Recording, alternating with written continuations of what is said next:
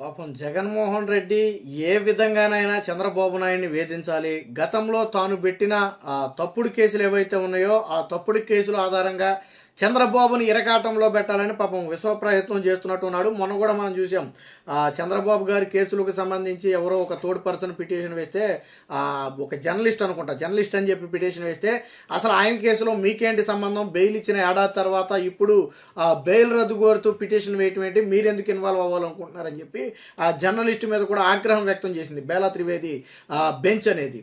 అయితే జగన్మోహన్ రెడ్డి పోనీ అక్కడ దాన్న వదిలేశాడా అంటే లేదు. ఇప్పుడు మరొక న్యాయవాది దీని మీద అయితే ఎవరో హైకోర్టు న్యాయవాది అయినటువంటి బాలయ్య సిఐడి కేసులన్నింటినీ కూడా సిబిఐకి బదిలీ చేయాలి, చంద్రబాబు గారి మీద ఉన్నటువంటి కేసులన్నింటినీ కూడా సిబిఐతో విచారణ చేయించాలని చెప్పి సుప్రీంకోర్టులో మరొక పిటిషన్ అయితే వేయడం జరిగింది. దీంతో సుప్రీంకోర్టు తీవ్ర ఆగ్రహం వ్యక్తం చేయడమే కాకుండా మరొక మాట మాట్లాడినా కానీ భారీ జరిమానా విధిస్తామని పిటిషనర్ని హెచ్చరించింది. ఎవరైతే హైకోర్టు న్యాయవాది బాలయ్య పిటిషన్ వేశారో ఆ పిటిషనర్కు హైకోర్టు హెచ్చరికలు కూడా చేసింది. మీరు ఈ పిటిషన్కు సంబంధించి ఒక్క మాట మాట్లాడినా భారీ జరిమానా కట్టాల్సి ఉంటుందని చెప్పి హెచ్చరిస్తే అప్పుడు అన్నీ మూసుకుని అయితే వెనక్కి రావడం జరిగింది. సో ఇక అసలు విషయానికి వస్తే ఏపీ ముఖ్యమంత్రి చంద్రబాబు నాయుడుపై కేసులను సిబిఐకి బదిలీ చేయాలని పిటిషన్ అయితే సుప్రీంకోర్టు ముందుకైతే రావడం జరిగింది.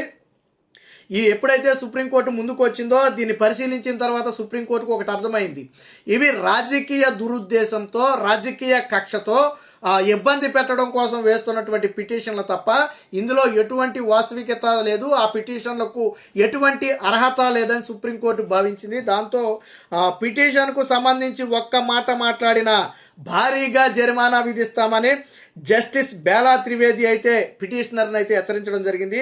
ఇది పూర్తి స్థాయిలో తప్పుడు పిటిషన్, సిఐడి కేసులు సిబిఐకి బదిలీ చేయాలని వేయటం సరైన విషయం కాదు అని హైకోర్టు న్యాయవాది ఎవరైతే పిటిషన్ వేశారో హైకోర్టు న్యాయవాది బాలయ్య మీద ఆగ్రహం వ్యక్తం చేయడంతో పాటు పిటిషన్ అయితే డిస్మిస్ చేసి పూర్తిగా కొట్టేసింది. దీని మీద అంటే ఆల్రెడీ గతంలో కూడా చెప్పింది, ఎవరైతే జర్నలిస్ట్ పేరుతో పిటిషన్ వేశారో అప్పుడు వేసిన పిటిషన్ ఏంటి, అది వేరు, బెయిల్ రద్దు పిటిషను పెండింగ్లో ఉంది, దాన్ని బెయిల్ రద్దు చేయాలని వేశారు. ఇప్పుడు ఏం చేశారు, తెలివిగా బెయిల్ రద్దు అని కాకుండా, ఎందుకంటే ఆల్రెడీ మన చివాట్లు పెట్టింది, ఇప్పుడు బెయిల్ రద్దు అనేది కూడదు, వాళ్ళని తీసుకెళ్ళి బొక్కలు వేసినా వేస్తుంది.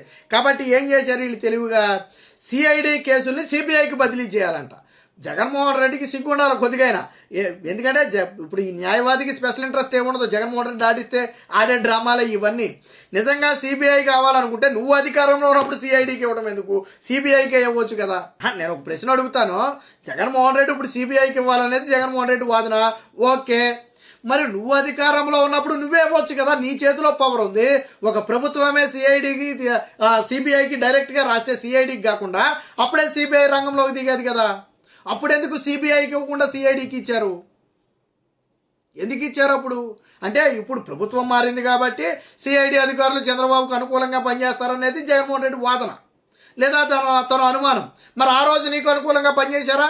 ఒకవేళ సిఐడి అధికారులు ముఖ్యమంత్రికి అనుకూలంగా పనిచేస్తారు అని నువ్వు అనుకున్నదే నిజమైతే ఆ రోజు నీకు అనుకూలంగా పనిచేసి తప్పుడు కేసు పెట్టారని నువ్వు ఒప్పుకోవాలి. ఇంకా తప్పుడు కేసులు అనుకూలంగా పనిచేయడానికి ఏముంది? నువ్వు చంద్రబాబు గారి మాట ఇప్పుడు వాళ్ళు వింటున్నారని నువ్వు భావిస్తే ఆ రోజు నీ మాట విన్నారని నువ్వు ఒప్పుకోవాలా. ఆ రోజు నీ మాట విన్నారు అంటే తప్పుడు కేసే కదా, నీ మాట విన్నారంటే తప్పుడు కేసే. ఇంకా తప్పుడు కేసులో విచారణ ఎందుకు? లాజిక్ అర్థమైంది కదా.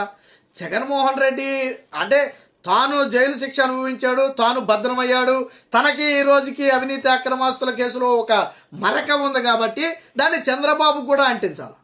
వచ్చే ఎన్నికల నాటికైనా చంద్రబాబుకి ఏదో ఒక మరకంటించి పాపం. అయితే జగన్మోహన్ రెడ్డి ఇక్కడ ఒక లాజిక్ మిస్ అవుతున్నాడు.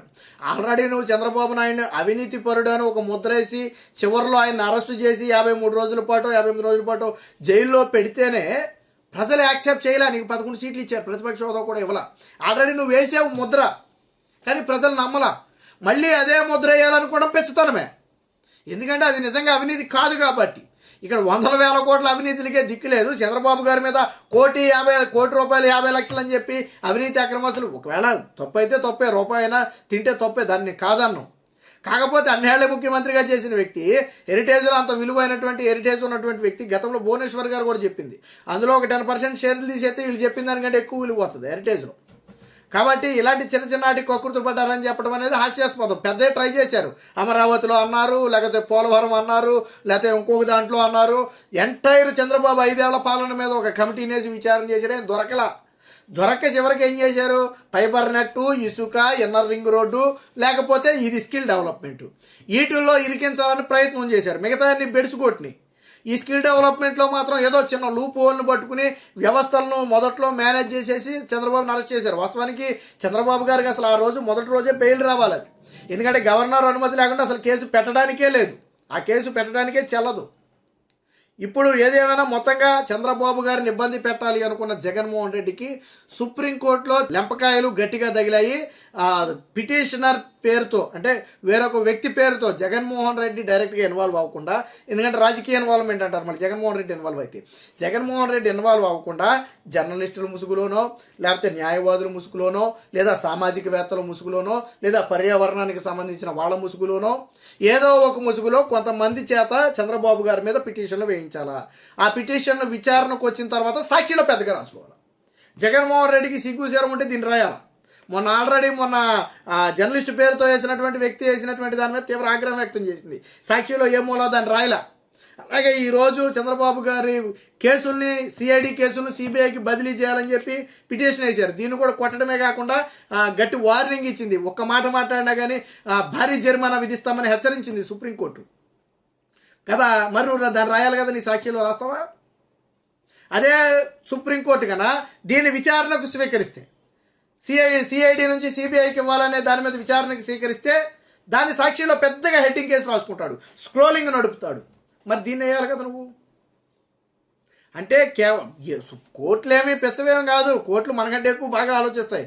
ఆ కేసులో ఉన్నటువంటి మెరిట్స్ ఏంటి, ఆ కేసు ఎవరికి చెందింది, ఆ కేసులో ఉన్నటువంటి ఆధారాలు ఏంటి అని పరిశీలించిన తర్వాత ఆ కేసు ముందుకెళ్లాలా వద్దా అనేది నిర్ణయిస్తుంది.